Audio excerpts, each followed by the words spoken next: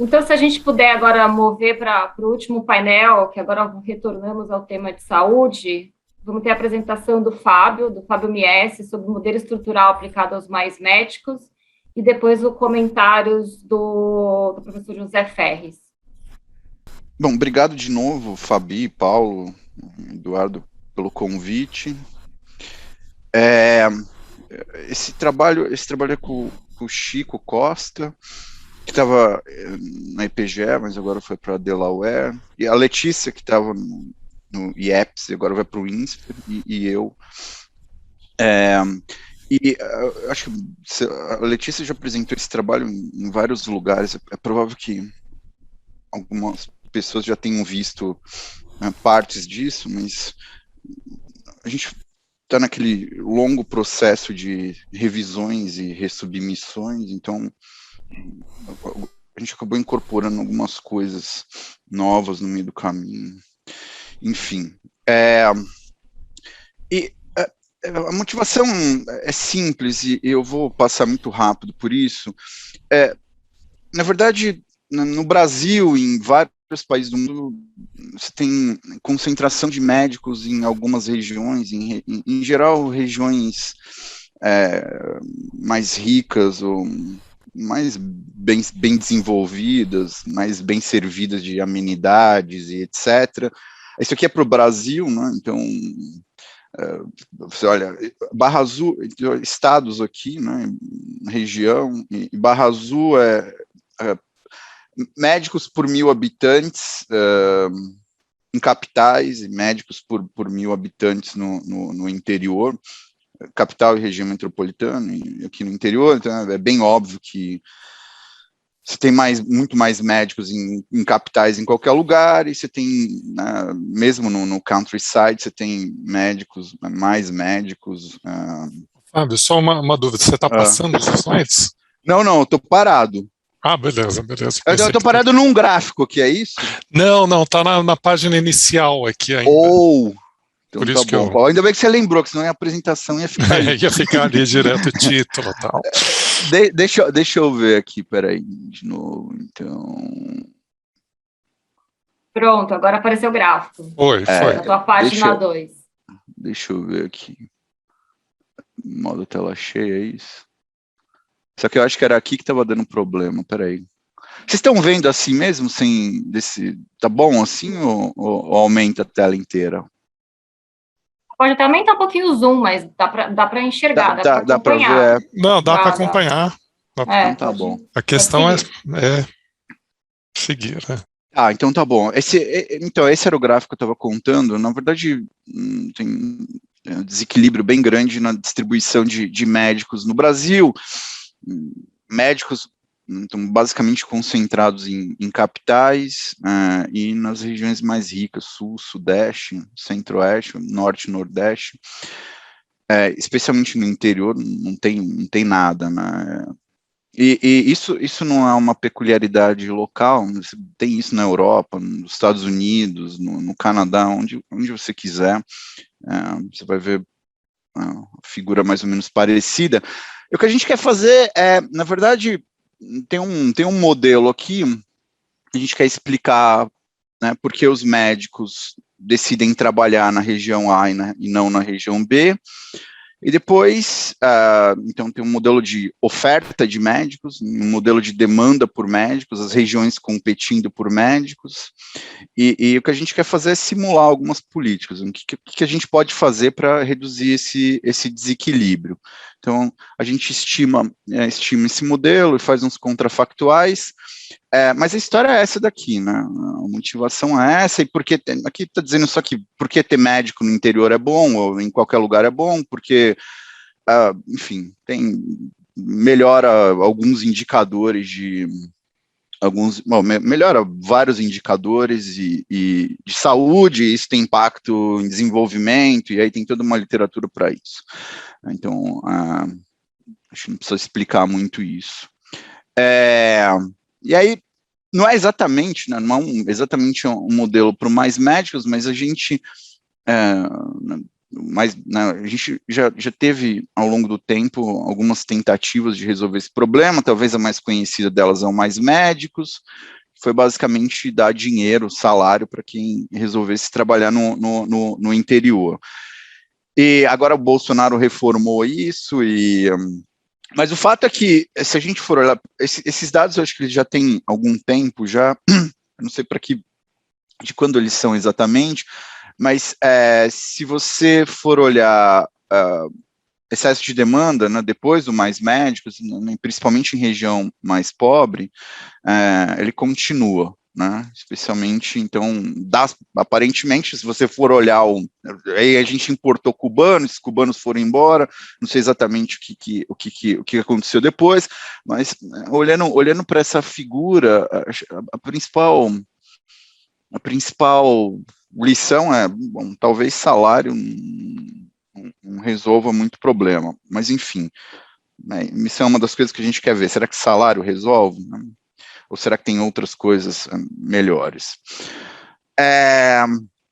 Então, nesse paper a gente tem uma base de dados que a Letícia fez um trabalho bizarro de juntar tudo isso, botar tudo isso num banco de dados, dado vindo de várias fontes, então a gente tem 2001 a 2013, a gente tem todos 61 mil médicos generalistas, né, que se formaram no Brasil,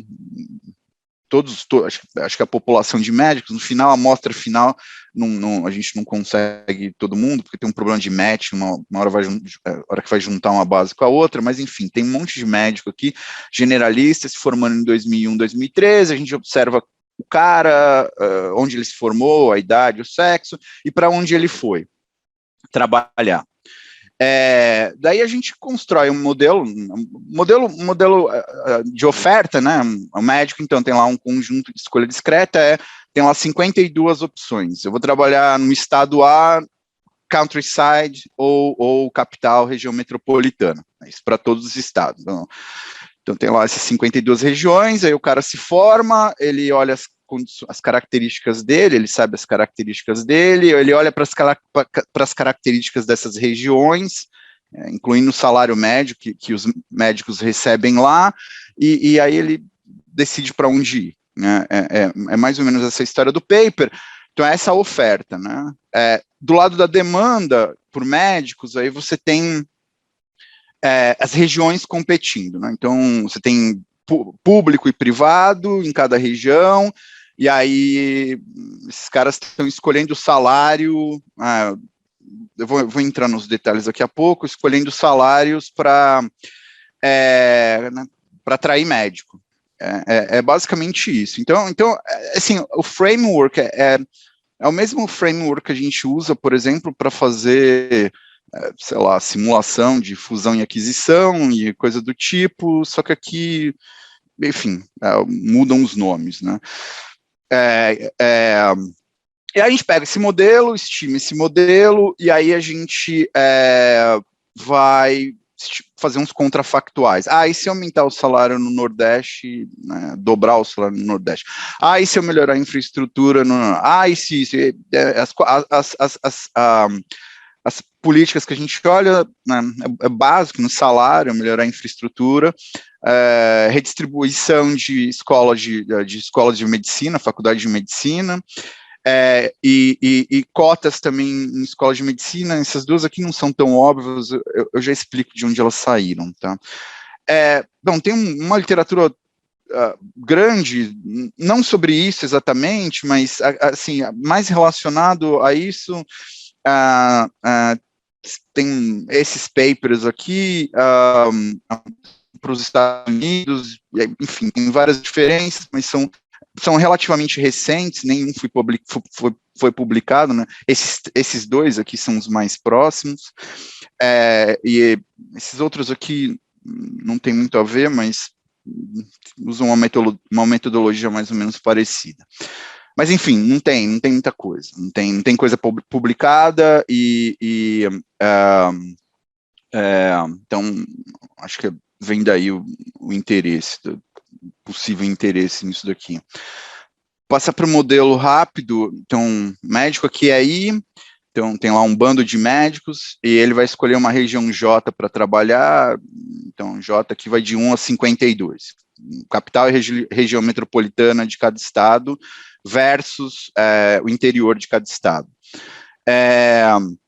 Daí a utilidade, esse cara tem uma utilidade, cada região que ele escolhe vai dar uma utilidade para ele. Essa utilidade depende de infraestrutura de saúde local, né, que é um índice que a gente construiu, enfim, com base em informações bem detalhadas de infraestrutura de saúde em cada região, um índice de amenidades também, transporte, segurança, educação, blá, blá, blá, blá, tudo isso.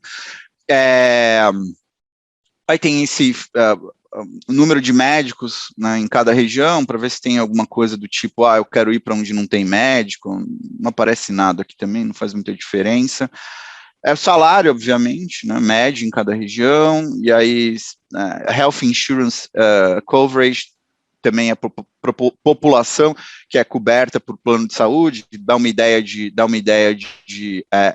oportunidade de trabalho, também não aparece muita coisa aqui. Aí tem uma dummy na região, que é 1 se o cara nasceu na região, e 0 caso contrário, né, que é essa daqui, e tem uma dummy se é 1 naquela região, se o cara estudou, fez faculdade, né, de medicina naquele lugar, e 0 caso contrário, e aí a gente observa um bando de características, 3 características dos indivíduos, age, gender e escola, a qualidade da escola, a gente sabe onde o cara se formou, aí vai lá no ranking Folha, acho que é Folha, e aí constrói um ranking baseado no ranking da Folha, né, de onde esse cara se formou, e essas são as características dos indivíduos. A utilidade, né, formalizando isso, a utilidade, então essa utilidade aqui tá igual do BLP 2004, não BLP 95, BLP 2004, então é um modelo típico random coefficients, né, então X aqui entra tudo que é característica do indivíduo, do local, né, todas aquelas características, amenidade, salário, blá, blá, blá, blá, blá, blá. Aí tem um bando de efeito fixo aqui, variando por região. Esse cara vai virar o erro estrutural do modelo, então são características locais que não estão nos nossos dados, então vai virar, esse é o erro estrutural do modelo, e aí cada coeficiente desse aqui tem essa estrutura, quer dizer, uma média que é igual para todo mundo, aí um outro efeito que depende das características dos indivíduos, então um indivíduo mais velho pode gostar mais de capital do que interior, ou um indivíduo que se formou em escola melhor pode gostar mais, sei lá, São Paulo do que sei lá onde, e por aí vai. E esse aqui é o random term, né, que entra também. Então, aqui é característica, beta O, é característica observada do indivíduo I, afetando o gosto dele por determinada característica de determinada região, e o U aqui vai ser não observável, né?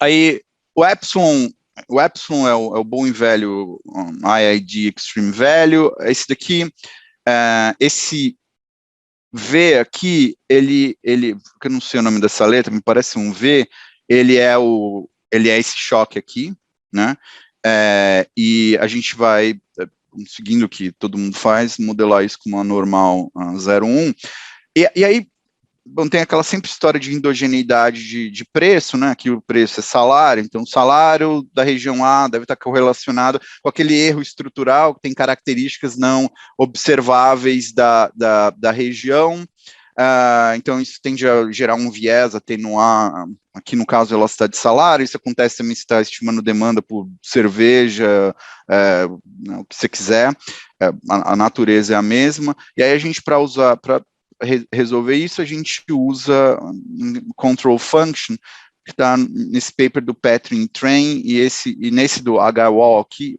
que é um pouquinho diferente, mas está vendo matching de residentes nos Estados Unidos, também usa isso, e aí a gente precisa de fazer uma hipótese sobre a forma funcional dessa control function, daí aparece esse negócio aqui.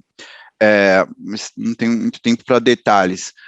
E aí, porque tem gente que não gosta disso, porque essas control functions dependem de algumas hipóteses fortes, aí tem gente que não gosta disso, daí um dos pareceristas falou, não gosto e estima tudo com BLP. A gente fez tudo com BLP, então está tudo lá no apêndice, que eu vou mostrar aqui, isso aí tudo com a control function, no apêndice está tudo estimando, usando o BLP tradicional mesmo. E a razão pela qual a gente não usou o BLP aqui é porque é o seguinte, você tem várias regiões onde você tem o share agregado, né, o número de médicos indo para aquela região em determinado ano é 0. Né, o cara não quer ir trabalhar no interior de Rondônia, de Roraima, ou seja lá de onde for, então para várias regiões você tem 0.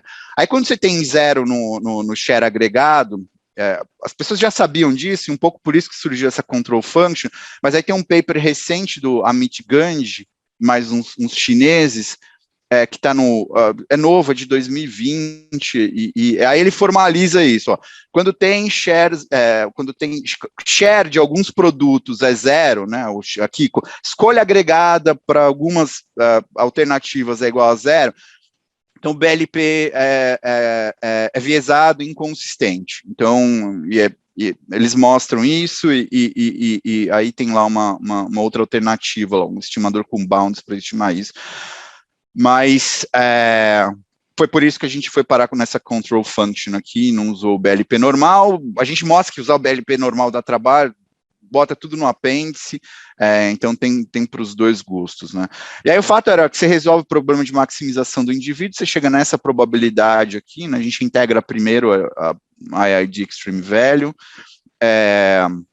as características locais que não estão interagindo com característica observável e não observável do indivíduo estão condensadas nesse efeito fixo de região no tempo. Então, aqui, por exemplo, o salário está aqui, e aí tem que integrar, né, em cima desses dois caras aqui, do IID que está na utilidade, que é esse cara, e esse ETA aqui, quer dizer, se você não tivesse esses dois caras aqui, se você sumir com esse cara e com esse cara, né, sumir com esse cara, fixar beta U igual a 0, né, e esquecer a control function, você cai num logit simples, assim, dá para estimar no stata mesmo. Aqui dá mais trabalho porque tem que fazer, a hora que for estimar, tem que fazer a integração numérica disso, aí dá um pouquinho de trabalho, mas também não tem nada de demais.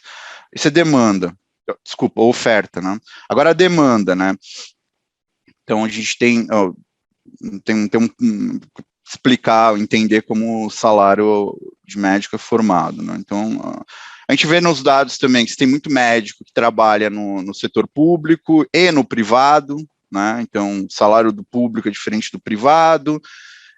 Ao mesmo tempo, por algum motivo, a gente não entra nesse detalhe, trabalham nos dois setores, então o salário é uma média do privado e do público, né? Esse lambda aqui é um negócio entre 0 e 1, que é a fração de tempo que os médicos trabalham no setor privado. Tá? Então, a gente estima isso daqui também como uma reduced form, porque a gente observa essa proporção, observa salário no público e no privado, então dá para estimar isso simplesmente como uma reduced form mesmo e fora do modelo. Aí o problema dos privados, né? Então cada região tem lá um bando de hospitais ou de instituições homogêneas demandando médico. Essa daqui é a demanda agregada, né? Então eu pego aquela probabilidade, ainda integro, né? Eu somo basicamente as probabilidades dos indivíduos indo para cada região e tiro a média, né? Então ela fica agregada. Então isso aqui é no setor privado. P é o valor, né? A receita que um médico a mais gera para o hospital, W é o salário, o custo, né? E essa daqui isso aqui é a demanda total de médicos, a oferta total de médicos naquela região, e essa daqui, vezes o lambda, a gente tem a proporção de médicos que no setor privado, né? Aí você deriva isso igual a 0, dá uma mexida, cai nessa condição aqui, que é igual, também simples, quase igual que tem no Varian. Aqui, se a gente estimar Então, o markup vai depender das duas velocidades, né? Uma que é extensiva, né? E a outra intensiva. A gente não conhece esse cara, né? Então, mas se a gente estimar a demanda, a gente consegue esse cara e esse cara, de tal forma que a gente consegue recuperar esse cara, né? Então, pensar num modelo lá que tem no BLP, esse cara é igual ao custo marginal. Então, assim, no final das contas, se a gente estimar essa demanda, a gente tem esse preço, aí consegue estimar esse preço e basicamente a gente tem tudo que a gente precisa para estimar o modelo. Isso é setor privado. O público, né, privado dá para você falar, maximiza lucro, tudo bem, agora o público tem, né, você não sabe o que estão fazendo ali e certamente não estão maximizando o lucro. Então o que a gente faz que é o que as pessoas fazem também, falar assim, o público é exógeno, o salário está dado, e é isso aí. Então, no fundo, a gente só modela o salário do privado, obviamente como função do público, né? Sim, para ver que esse negócio faz algum sentido, a gente roda uma regressão de salário público no privado, né, e aí bota lá um monte de efeito fixo, e de fato é bem pouco responsivo o salário no privado, talvez faça sentido isso, né, o salário no público é bem pouco responsivo ao que está acontecendo no mercado. Então, aí o equilíbrio, né, a gente, né, o salário público então está dado, esse cara, se eu estimar a demanda, eu estimo esse cara. Essas elasticidades aqui, obviamente, né, dependem da demanda, então elas dependem do salário de todas as regiões. Aí o equilíbrio é um equilíbrio de Bertrand-Nash, que eu resolvo aqui numericamente, sistema de 52 equações, 52 salários privados para cada ano, tem um para cada ano. E aí, com esses parâmetros, a gente começa com os parâmetros da demanda e da oferta, e com né, essa noção de equilíbrio, a gente começa a brincar um pouco as coisas. Eu acho que eu estou curto de tempo, né, Fabio, não? Se você puder dar uma aceleradinha... Isso aqui está a demanda, eu vou acelerar, isso aqui está a demanda, acho que a única coisa que vale a pena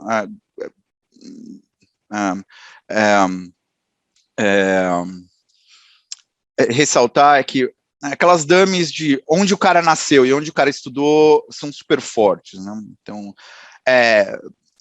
salário importa, né? Você vai ver aqui, ó, salário importa, isso daqui controla para endogeneidade, isso aqui é só um multinomial logic, isso aqui é um random coefficient, a coluna 2 não controla para endogeneidade, esse daqui não, então aqui você tem o salário negativo, sinal errado, que é o que se espera quando você tem endogeneidade desse tipo. A amenidade importa, a infraestrutura importa, mas o que é importante mesmo aqui, que pega pesado, são essas dummies, né? Assim, o cara gosta de ficar onde ele nasceu, ou ele volta para onde ele nasceu, ou ele fica onde ele estudou. É basicamente isso, é forte. Aí aqui é o fitting do modelo, é bom. E aí o que a gente quer, a pergunta final é que tipo de políticas são mais efetivas para reduzir os imbalances regionais na distribuição de médicos. E aí o benchmark que a gente tem é a distribuição da população, quer dizer, então a gente, né, quer a medida de imbalance é a diferença entre a distribuição da população e a distribuição de médicos. O ótimo para a gente ia ser a fração de médicos morando em cada região é diretamente proporcional, é igual à fração, ao tamanho daquela população, o tamanho relativo. Então, você tem 10% da população em São Paulo, 10% dos médicos precisam estar aqui, né? Se isso for igual, tá legal, se não, essa é a medida de imbalance. E aí a gente calcula o custo-efetividade também de 4 contrafactuais.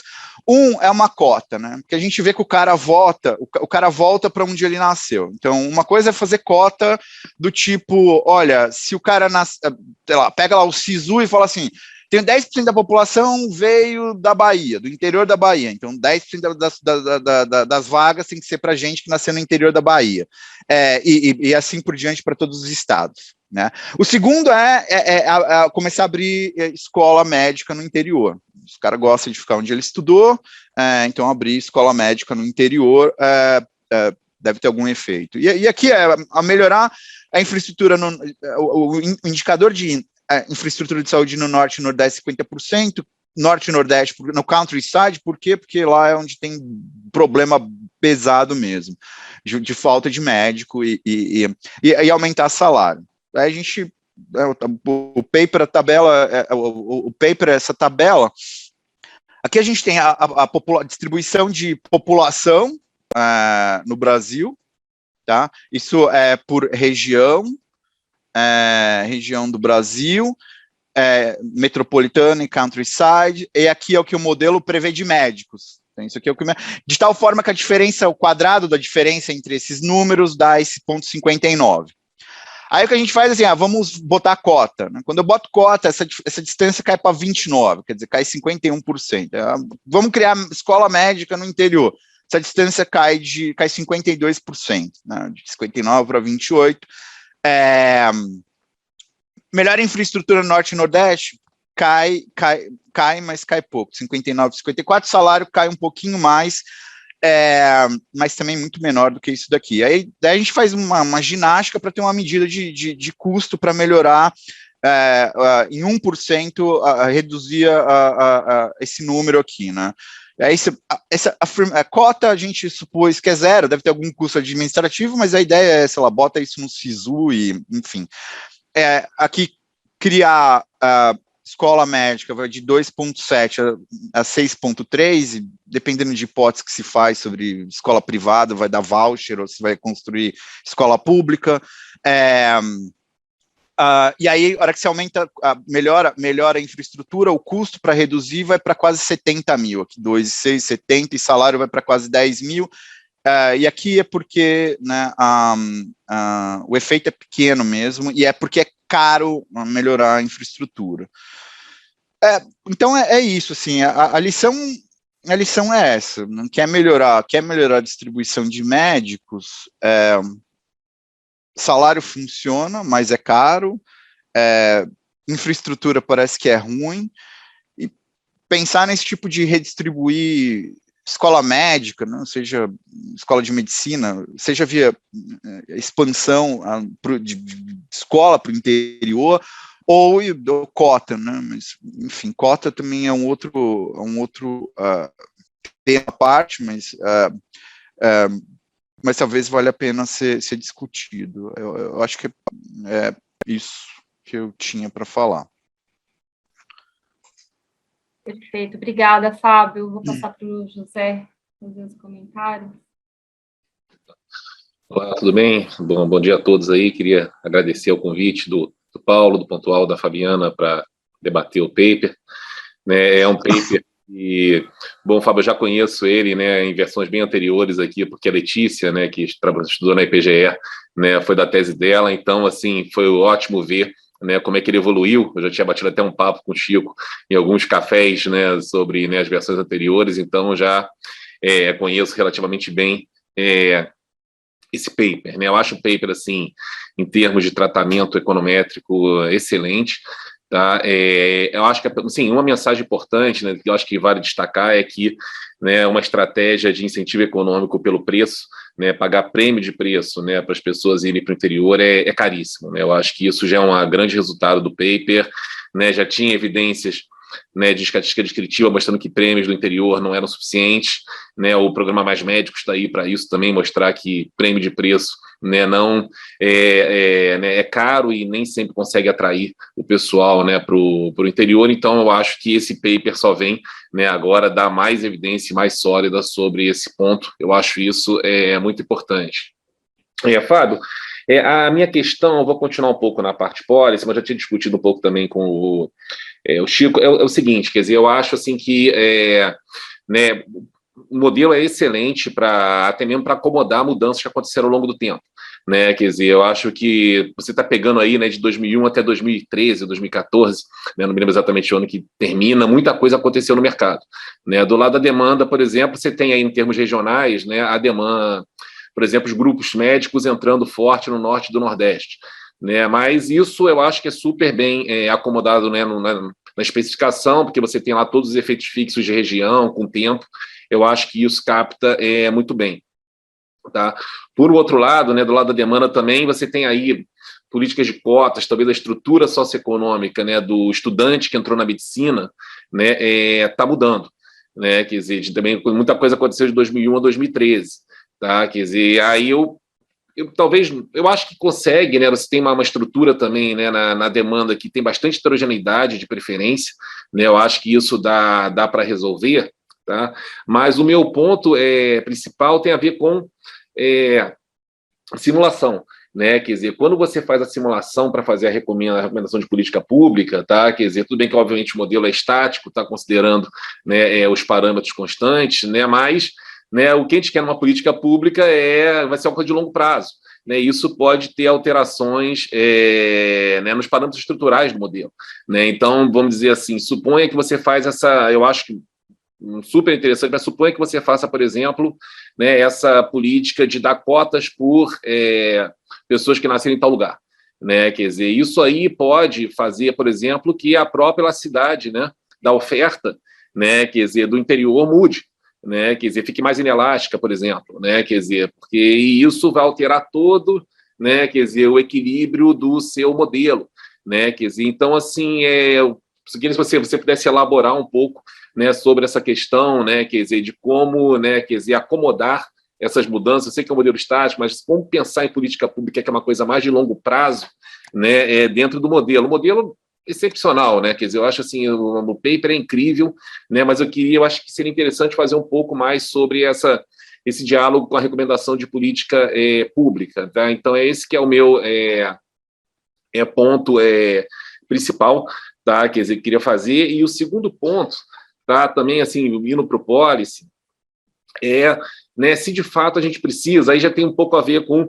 né, eu acho que é mais para uma agenda de pesquisa, tá, futura, e não para o seu paper em si, se de fato a gente precisa de ter essa equalização, né, de médicos né, por município, né, por cada região, uma distribuição, claro que é bom ter mais homogênea, mas precisa ser essa equalização, né, porque se você conhece o paper do Vladimir também, que a gente fala um pouco sobre, né, quer dizer, que em saúde básica, né, enfermeiros, né, quer dizer, podem fazer um papel em termos de indicador de saúde tão bom, quase que substituto ao médico, né, quer dizer, então, de repente, a política não seria uma redistribuição, né, de médicos, né, na saúde básica, mas talvez uma desregulamentação, né, quer dizer, da profissão de enfermagem, ficaria muito mais barato, né, para alcançar os mesmos resultados. Tá? Eu sei que aí já está um pouco fora, né, do escopo do seu paper, tá? Quer dizer, mas era só, eu acho que é um ponto interessante de agenda de pesquisa para quem está nessa área, né? Quer dizer, só apontar, né, que eu acho que é uma outra linha de investigação,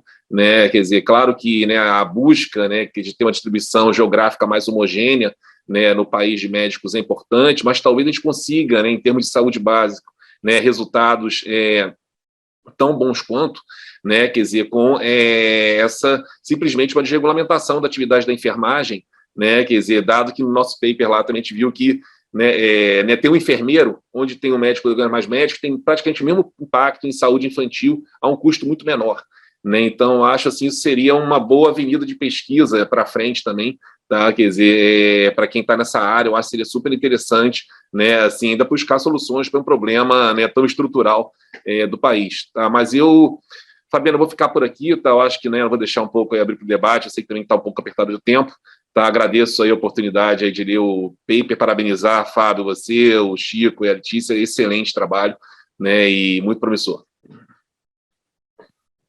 Legal, Zé. Obrigado pelos comentários eu concordo com tudo que você disse mesmo.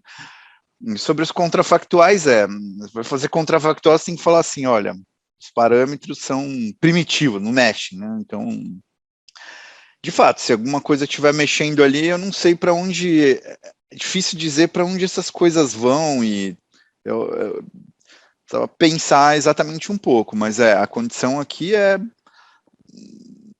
mexe no mundo, mas não mexe nas pessoas, né? Quer dizer, no que elas gostam, alguma coisa assim. Sobre o segundo, também acho, deve ser, né, eu conheço o seu paper, eu acho ele muito legal também, e eu acho que é outra coisa que eu concordo com você aqui. Eu não sei se levar médico para o interior é a solução. Eu não sei, eu também tendo sem ter a minha intuição, a minha primeira impressão é que acho que se resolve bastante coisa com algo mais simples, né? Por exemplo, uma enfermeira, e você vai lá para a Europa, até você chegar num especialista, é um longo caminho. O primeiro cara com que você tem contato, em qualquer lugar, né? Você está lá em Londres, você vai ter contato no centro de Londres, o primeiro cara com que você vai ter contato vai ser eu nem sei o que é exatamente, não sei nem ser enfermeiro, mas é um técnico, e obviamente que isso é muito mais barato do que formar um cara, sei lá quanto tempo, então eu acho que isso definitivamente precisa entrar nesse debate de alguma forma, né? Eu acho que seria interessante pensar também, eu não tenho uma resposta muito pronta para isso, mas acho que seria bem interessante pensar, talvez, como você disse, para o próximo passo, pensar numa coisa desse tipo aí, né? Pensar em alguma coisa desse tipo. Mas, de novo, obrigado e foi ótimo. E obrigado, Fabi, também, e Paulo e Eduardo pela oportunidade. Obrigada, Fábio. Obrigada, José. Vou passar, a gente está bem avançadinho aqui do horário, eu vou passar para a Tatiana, que ela vai apresentar o paper dela sobre modelos de preços hedônicos em saúde suplementar, e o Eduardo Pontual vai fazer os comentários finais aqui para a gente fazer o encerramento do nosso evento. Então, obrigada, Fabi. Agora sim. Obrigada, Fabi Pontual Furquim, pelo convite, né? Esse é um trabalho que foi feito no DE, embora as conclusões ou qualquer coisa que eu fale aqui eu não represente nem o DE, que é o Departamento de Estudos Econômicos do CAD, nem o próprio CAD. Mas tem, enfim, contribuições, críticas dos meus colegas de lá, né? A quem eu queria agradecer também. Então, a ideia aqui, e eu estou fazendo uma apresentação, eu pensei em uma apresentação que é menos para economistas e mais para o público em geral. Então, a primeira coisa que eu vou fazer é definir o que são os preços hedônicos, porque acho que talvez tenha gente que não saiba o que é, e depois eu vou para o trabalho em si. E aí eu coloquei essa definição porque, enfim, é uma que é muito usada, que deu início a uma literatura bem grande sobre o preço hedônico, mas basicamente, para quem não é economista, é você pensar em características de produtos que são diferenciados, a gente tentar descobrir qual é o preço daquilo. Então, por exemplo, um imóvel, se eu tenho um apartamento de 3 quartos, eu quero saber qual é o preço de um quarto a mais. Se eu tiver 2 apartamentos no mesmo prédio, em que a única diferença entre eles seja que um tem um quarto a mais que o outro, um seja de 2 quartos e o outro seja de 3, se eu fizer essa diferença, eu acharia o preço desse quarto a mais, que seria o preço hedônico. E aí, a ideia era trazer isso para a saúde, e por quê? Foi muito motivada por um problema prático. Em casos mais recentes, no CAD, o que a gente viu foi um esforço dos conselheiros em tentar identificar quais características eram importantes para os consumidores, muito porque você tinha empresas que estavam fazendo fusões e aquisições e que tinham produtos diferentes, com características diferentes, então, tentar identificar essa substitutibilidade, e a maneira como se faz isso, usualmente, é mandar vários ofícios para consumidores e perguntar, olha, o que você acha mais importante? Como que você valoriza essas características? E aí eu pensei em aplicar essa literatura, porque é um modelinho muito simples, mas que poderia ajudar aos conselheiros a formarem sua convicção. Então, teve um fim muito prático também, né? E aí eu trouxe, como eu falei, eu não estava pensando em economista quando eu fiz a apresentação, e aí a ideia era, por que preço, né? Mas o que preço? Para economista é muito fácil a gente entender que preço, de um lado, ele está ligado a custo, e do outro lado está ligado à demanda. E ele sintetiza, então, muitas características. Eu trouxe esse exemplo aqui, que não tem nada a ver com o mercado de saúde, mas que são 2 produtos que parecem muito similares, e talvez a gente ficasse discutindo por horas aqui, se são parte do mesmo mercado, se são substitutos ou não. Se eu colocar o preço dos dois produtos, a gente sabe que claramente não são concorrentes. Porque se fosse o produto de 7 mil, ele não ia estar à venda, né? O fabricante já ia ter falido. Então, foi essa a ideia de estimar os preços hedônicos na saúde suplementar. Então, estava falando um pouco aqui de competição, do porquê desses preços, e aí agora eu vou entrar quais características desses produtos que são relevantes, que a gente acredita que são relevantes para o consumidor. E é a hora que eu entro na regulação, porque todas essas características, elas são diretamente influenciadas pela regulação. Então, por exemplo, o tipo de contratação, que é uma das variáveis-chave, a gente até, usualmente na literatura antitrust aqui no Brasil, a gente divide entre o mercado de planos coletivos e o mercado de planos individuais, como se fossem naturalmente duas coisas muito diferentes. E evidentemente que um consumidor de um plano individual, ele pode não conseguir contratar um plano empresarial, ou mesmo um coletivo para adesão, por conta dessas restrições, mas o que faz ter uma grande diferença entre eles é porque no individual você tem um reajuste controlado e você tem a possibilidade da operadora rescindir contratos. Se não fosse assim, um individual e um coletivo por adesão, que são os dois produtos que eu comparo aqui, poderiam ser muito similares. E também a regulação que me impede de contratar um plano coletivo por adesão, já que ela diz que tem que ter certas entidades que contratam. Isso vale para todas as outras características que eu uso para estimar o preço. Aqui, eu não vou, como a gente está com o horário um pouco apertado, eu não vou falar de nenhuma delas, mas, assim, até onde eu sei, a única aqui que não é influenciada em nenhum aspecto pela regulação é o tipo de acomodação. Porque mesmo a rede hospitalar, ainda que a ANS não intervenha, ela estabelece na RN 259 que você tem que ter aqueles prazos de acesso máximo, né? Então, se a operadora tem que ter um prazo de acesso, tem que garantir, enfim, uma cirurgia, no máximo não sei quantos dias, evidentemente que ela tem que ter uma rede básica ali, de um plano, né? Existe uma rede básica que ela define. A acreditação da rede hospitalar também não tem intervenção da ANS, embora na norma que faça a negociação entre operador e prestadora se pontue, né, acreditação, mas também é uma variável que talvez não tenha. As outras todas são influenciadas pela regulação. E aí, esse aqui são os dados, o que a gente usou. Primeiro, uma das ideias também era usar esses dados de preços registrados, quando uma operadora, ela resolve lançar um novo produto, ela tem que apresentar para a ANS uma nota técnica atuarial, em que ela coloca as expectativas dela de despesas, a expectativa de lucro, e aí ela define um preço, que é um preço que está muito mais ligado à oferta, ao custo, do que propriamente a dinâmica do mercado, que são esses preços registrados. Esses dados, eles não estão em dados abertos, mas eles estão no site da ANS, naquele guia de planos dela, então ele só é um pouquinho mais difícil de pegar, mas você pode pegar esses dados todos. E aí a gente usou 8 cidades, depois eu vou mostrar quais são. E aproveitando que a gente tinha no CAD um conjunto de dados que tinham sido pedidos por outros motivos, a gente usou também dados de 2 operadoras que atuam em Vitória e aí dos preços efetivamente praticados. Todos os outros dados referentes àquelas características estão nos dados abertos do governo federal.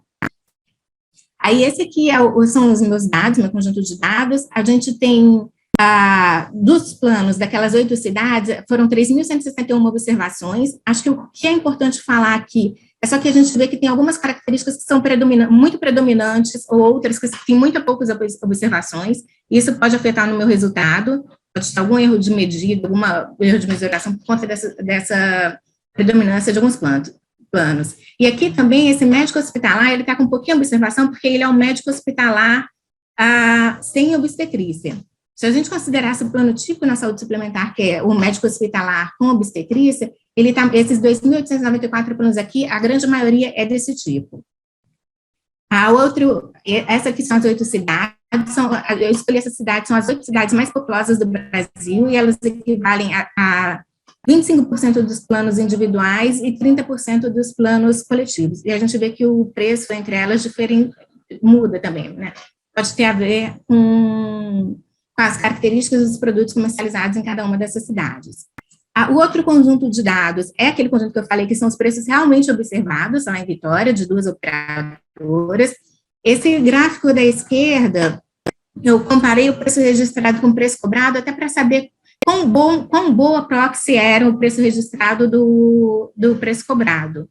É claro que isso aqui só vale para a Vitória, mas me chamou muito a atenção de que o preço registrado, ele, em geral, é sempre maior, ou ele tende a ser maior do que o preço cobrado. Isso, a princípio, não seria um problema para ele ser uma proxy, mas eu acho que o fato dele ser muito uniforme em comparação ao preço cobrado prejudica a utilização dele para a maior parte dos exercícios que a gente possa fazer. No gráfico da direita, é o mesmo gráfico, só que com as observações, só com as observações deixa eu voltar. Com as observações dos planos em Vitória, e aí o que a gente tem aqui são 4.396 planos em Vitória, e parece que tem porque nas 8 cidades eram 3.000, essa diferença de observações é só porque, como eu estava usando o preço registrado, era que cada produto era uma observação, quando eu uso o preço registrado. Aqui, como eu estou usando o plano cobrado, o plano do seu José é uma observação, o plano da Dona Maria, mesmo que seja o mesmo produto, é outra observação. Então, essa é a diferença entre as duas bases. Numa, eu estou olhando para o tipo de plano, e nesse aqui, para o plano de cada consumidor. Esses aqui são os resultados da equação do preço registrado para aquelas 8 cidades. O que a gente nota os resultados são muito coerentes com o que a gente esperaria, né? Então, a base aqui foi um plano coletivo para adesão, médico hospitalar nacional, com internação, enfermaria e sem mecanismo financeiro de regulação, que ele teria um preço registrado de 634, e o que faria o preço do plano aumentar seria ter um quarto individual, em relação a estar na enfermaria, o plano ser individual, em relação a ser coletivo para adesão. Aí, que grupos de estados, isso aqui eu não consigo explicar muito bem, pode ser que seja erro de medida, mas pode ser que seja também porque grupo de estados e um plano nacional não diferem tanto assim, talvez a rede do grupo de estados seja até melhor, mas é algo, assim, melhor investigado, e a cobertura obstetrícia. E do outro lado, o que diminui o preço, como a gente está com pouco tempo, acho que a coisa que mais vale a pena chamar a atenção aqui é para o fator moderador, que tem um impacto aqui pequeno, mas a gente vai ver que nos dados reais é bastante grande. Aqui ele diminui quase R$200 o preço do produto. Não é pequeno, né, mas é ainda maior quando a gente vai para os dados observados, que são esse daqui. Esse aqui são dos dados de Vitória. Então, é a mesma coisa, os mesmos fatores que fazem diferença, né, para o aumento do plano. Como eu tinha o dado observado, eu tinha 2 outras variáveis que eu pude colocar aqui, que era ser mulher ou ser homem, a diferença por sexo e a diferença por dependente. Eu esperaria que nenhum desses 2 fatores afetassem o preço dos produtos, e que se o sexo afetaria para maior, porque como a mulher tem a idade fértil dela, né, então eu imaginaria que o plano tenderia a cobrar mais. Uma possibilidade de entender por que a mulher ou não poderia ser porque a mulher contrata, principalmente pensando em planos individuais, a mulher contrata em uma fase mais cedo da vida, e como o reajuste é limitado, ele o preço do plano vai ficando menor, mas isso também, eu estimei várias equações, evidentemente, e uma das equações, a gente considerava o tempo de contratação, o momento de contratação, e mesmo assim, esse efeito permanece, né, esse preço da mulher menor permanece. E aí, aqui, o fator moderador que tem um impacto muito grande, né, diminui bastante o preço do produto. Então, esse é o trabalho. Basicamente, eu acho que o que a gente mostra aqui, o que tem de interessante, primeiro, para a gente, principalmente, eu estava pensando em usar o preço registrado, que talvez o preço registrado em relação ao preço praticado não sejam boas proxies, e as estimativas em si dos preços hedônicos. E, se vocês concordarem comigo naquilo que eu até não tive muito tempo para argumentar, mas que eu estava dizendo que a regulação, ela afeta cada característica ali do produto, tem um outro ponto que é importante de se observar, que é a regulação, ela vai afetar o desenho do produto e, consequentemente, o preço. Então, qualquer coisa que o regulador faça, qualquer mudança naquilo, vai evidentemente afetar a competição e o desempenho do mercado. Aí é isso, eu fico... Bem, passamos então aos comentários. Agradecer a oportunidade de estar falando com vocês aqui. E em relação ao artigo, eu acho que ele vem para tentar trazer mais luz para esse mercado. A gente sempre é um setor que sempre teve bastante informações, sempre teve bastante informação, mas em relação a preços, sempre foi mais limitado, que acabava limitando a análise econômica. Eu acho que você está mostrando como começar a usar os preços, mas também os cuidados em relação ao uso dos preços, principalmente os dados públicos que estão disponíveis. Em problemas de modelos de preços hedônicos, eles são muito informativos, mas eles realmente sempre dependem do que se coloca como variável explicativa, porque é fácil que elas representem outras características que estão lá colocadas. Você já chamou a atenção de algum efeito de composição que possa estar acontecendo pela variável de gênero, e aí a pergunta principal é a questão da idade, né? Já que a gente sabe que o preço dos planos depende da idade, principalmente no segundo que é de realmente preços praticados baseado numa amostra de pessoas, se você acha que tem algum efeito de composição por uma, talvez, acumulação de pessoas mais velhas, relativamente mais velhas, mas ainda não no limite depois de não ter mais aumento, pelo próprio custo, acabam escolhendo produtos que são menos, com uma cobertura talvez menor, ou características menores, e pressionam aquelas qualidades para terem um preço mais alto do que deveriam por essa busca, ao invés de controlar por idade. Eu acho que, ou seja, tem dois efeitos. O primeiro é o preço em si, mas o outro um efeito que pode acontecer entre a escolha das pessoas dentro de cada tipo de plano, dadas as características. Então, saber se a informação de idade estava disponível e se houve ou não alguma... O que você acha em relação ao efeito que a omissão dessa variável, em que variáveis ela poderia estar aparecendo e afetando a parte hedônica? E depois, posteriormente, saber como você veria o uso desses preços. Você comentou um pouco no início, mas se puder falar mais, para fazer ou um indicador de rivalidade, ou um indicador de mercado relevante, qual seria o próximo passo para saber se há uma possibilidade de usar... Você falou de diferenciação de preço como forma de você acabar reduzindo o grau de substituição e reconhecendo que com isso o grau de substituição seria mais baixo entre produtos de um preço muito, muito diferente. No limite, eu poderia até pensar que, dado pequenos SNPs, os preços não se comparam em relação a isso, então as pessoas não iriam fazer essa troca, mas saber então se a partir dos coeficientes haveria uma possibilidade de fazer alguma segmentação ou caracterização de rivalidade, segmentação para mercado relevante ou rivalidade a partir de um modelo de preço sedão. Obrigada, Pontual. A idade, eu acabei não falando aqui, mas eu usei nos dois casos, eu usei uma faixa etária que era de 44 a 49 anos. A ANS define aquelas 10 faixas etárias, e eles usam, eu não sei bem porquê, mas eles dizem naquele caderno de precificação deles que essa é a faixa etária que seria, enfim, a padrão que eles utilizam naquele caderno de precificação. Eu acabei usando essa mesma faixa etária.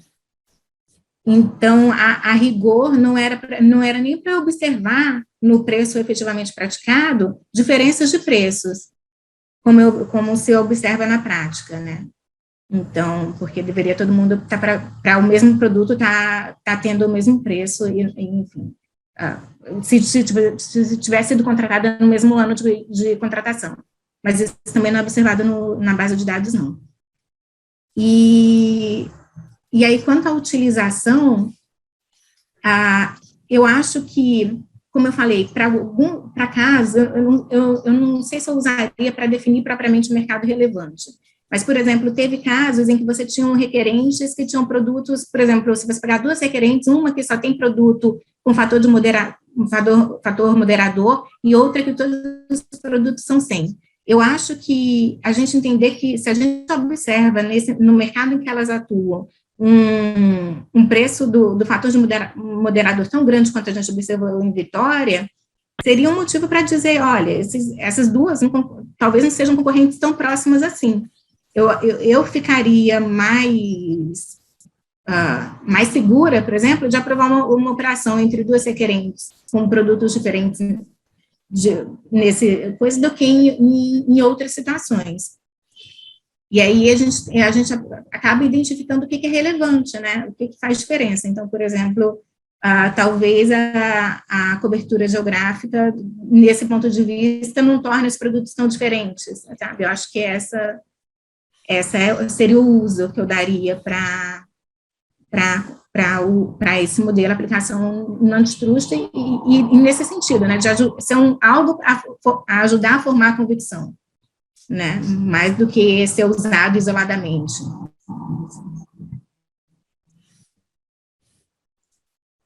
Perfeito. Acho que super obrigada, Tati, pela apresentação pontual. Acho que obrigada a todos. Acho que a gente, de fato, chegou no fim aqui do nosso excelente. Eu acho que o evento foi muito, muito bom.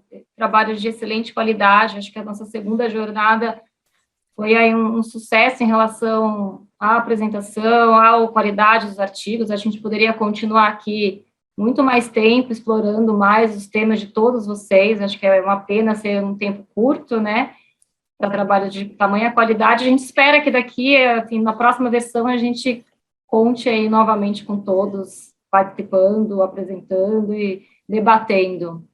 Acho que agradecer o pessoal do IBRAC, Dora, a Ana, o André, todos aqui também que nos ajudaram na organização, o pessoal do INSPER, do GEDEC, do FRJ, Paulo e Pontual também, para a gente fazer nosso encerramento aqui hoje do nosso evento. Obrigada a todos os palestrantes aqui, em especial. Passo para o Paulo e para o Eduardo fazerem as nossas considerações finais aqui do nosso... Eu achei excelente, de fato, achei de ótima qualidade os debates. Foi ótimo, foi a nossa primeira e talvez única versão, né, nesse formato aqui remoto, mas acho que acabou funcionando muito, e em particular a nossa novidade aqui foi essa sessão de jovens pesquisadores, que foi assim, eu tive em uma delas, né, mas foi super, super legal, acho que por vários motivos.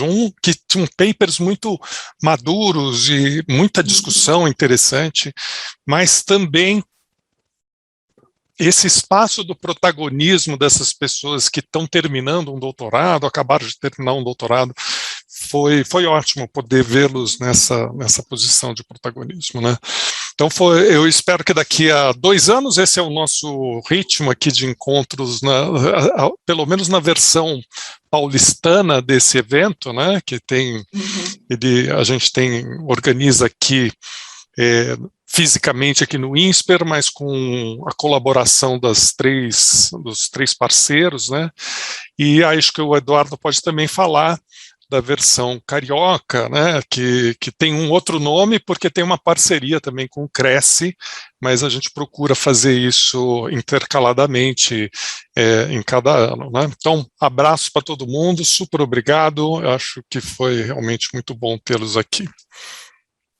Agradecer a todos pela presença, a paciência de ter ficado até essa hora. Eu acho que sempre Fabiana também como catalisadora e motivadora de todos nós, de tentar fazer essa ponte com a academia. Eu acho que todos aqui, a ideia é realmente criar esse diálogo, e temos esse espaço criado aqui junto com o IBRAC e o INSPER, para trazer jovens pesquisadores, para trazer pessoas também com mais experiência, para que a gente possa criar esse diálogo, porque com o diálogo a gente constrói o conhecimento, tão importante para a própria evolução da aplicação do antitrust. Como o Paulo comentou, a ideia organizarmos aqui no Brasil sempre um intercalado entre o evento do Rio junto com o CRES, mas também com o apoio do IBRAC, e termos o evento aqui que nós temos e manter uma regularidade, nada como um segundo para garantir, não, agora temos a regularidade e continuaremos com eles. Continuem orientando orientadores, continuem pesquisando pesquisadores, teremos bastante mais canais para fazer a divulgação do trabalho de vocês e, com isso, trazer o conhecimento para todos, no tripartite academia, setor privado e também agências públicas. O evento está sendo gravado, então depois a gente disponibiliza no YouTube do IBRAC, pelo menos ele vai estar disponível, e os artigos, para quem os pesquisadores, enfim, autorizarem, a gente pode compartilhar pelo link, talvez, do IBRAC, a gente depois entra em contato conosco, a gente informa direitinho. Bom, acho que é isso, obrigada a todos, uma boa tarde para todo mundo, e a gente se encontra aí numa próxima versão.